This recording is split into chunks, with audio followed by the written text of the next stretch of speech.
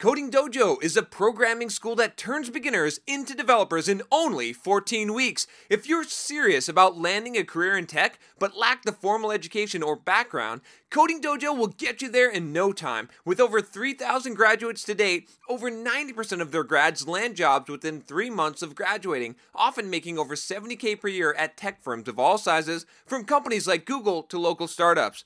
To learn more, visit codingdojo.com or click the link in the description below. Hey, what's up? John Sonmez here, and today I'm going to answer some man topic questions that I have on my Trello board. I'm just going to kind of pull these out and answer them, as sometimes that works out the best, rather than me like evaluating and saying, oh, should I answer this question or not? I don't feel like it today. But, you know, here we go. So, I got this question, why do your videos apply mostly to single and lonely men? By the way, let's cue up that playlist of Becoming a Better Man and Attracting Women topics, the man topics playlist for you guys that are interested. I got a ton of videos on this subject, so, you know, go for it.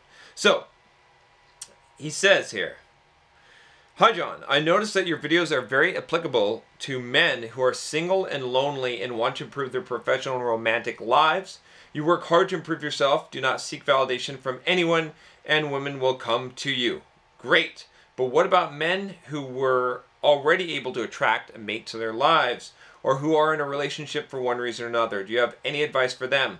How to stay motivated and still stay committed to your wife once you tie the knot? And let me see. He's got some additional information. I'm on the cusp of achieving my dream, working for big bucks as a software engineer thanks to you, but will not be able to reap the romantic rewards of my success because I'm already married. Is divorce a bad thing to consider? Because now I'm successful and can perhaps get other more exciting women rather than stay with the woman who has helped me get here and was nice to me all these years. Oh, what the fuck did I get myself into? Oh, man. Pass. I'll pass on this question. No, I'll answer this question. Okay, so first of all, let's talk about, does my advice on this channel pertain to lonely and single men? Yeah, of course it does, but not primarily, right? I mean, and to some degree you could say yes, that, you know, a lot of you guys have emailed me or left comments or asked me about all these kind of things about, you know, some of you need to unnerd yourself. You're kind of nerdy and you want to figure out how to attract women, and you don't want to be, you know, that loser beta guy for your whole life, and so you're asking me for some advice, and I'm giving you some.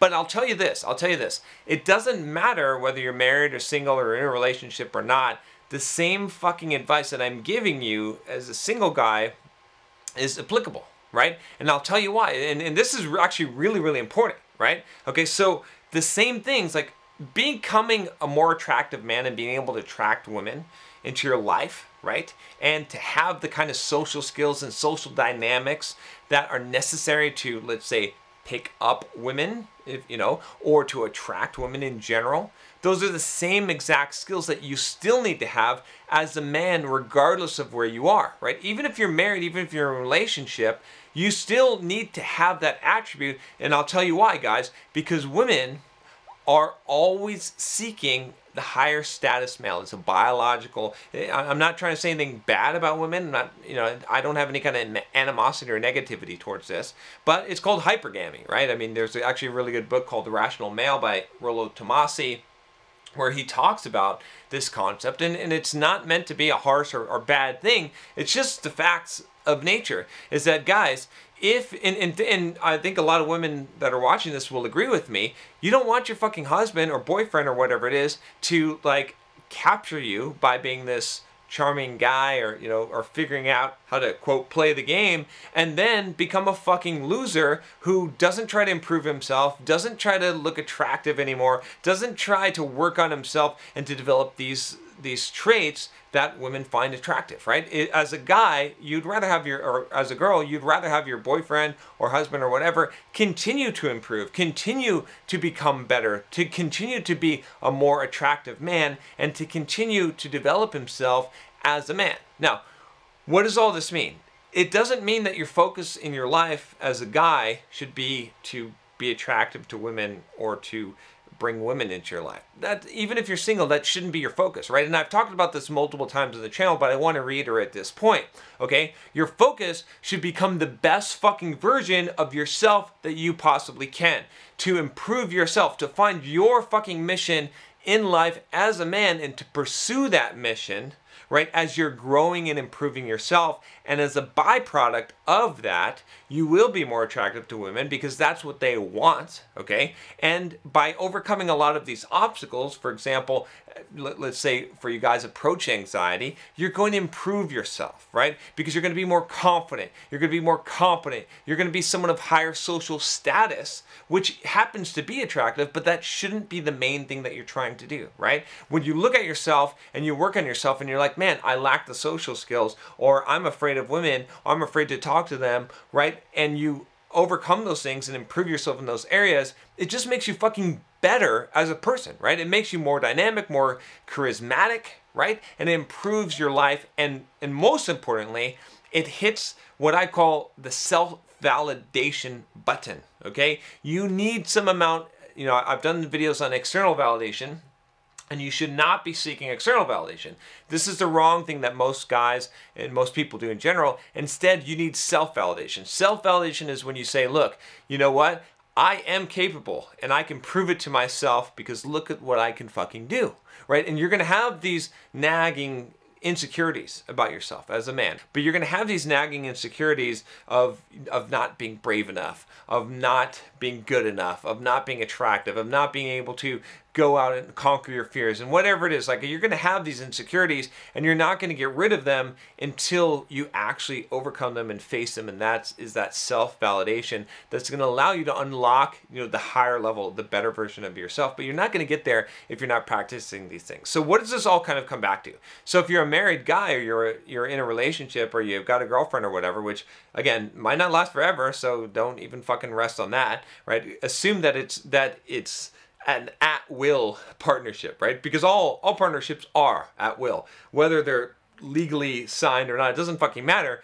People are only together when they choose to be together. Like, you don't have any fucking slaves today, right? You can't just buy someone, and you don't own someone, right? So think about that. So you could actually lose whatever you think that you have, and assume that it can be lost, okay? But, you know, what I'm saying here is that if you are in that situation, all of these things are still going to help you, right? Don't just say, okay, well, I don't have to worry, you know, about overcoming this fear. Because when you wake up in the morning, I know that you've got that nagging doubt, because maybe you got married, young, and you were afraid to talk to women. You're afraid to go and, you know, to be confident and to be that guy, and you're really shy and you're socially awkward and whatnot.